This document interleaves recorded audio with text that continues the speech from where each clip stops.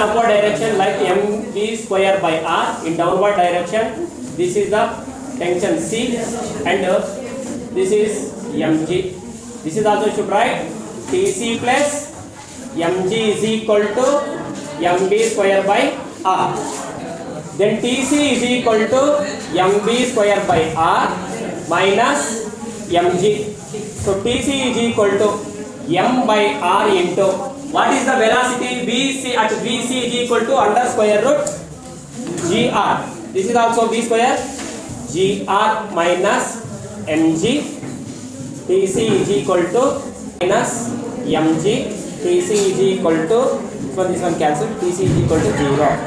So if any mass of the body reached point C, the tension is at point C is equal to 0. Tc plus mg is equal to mv square by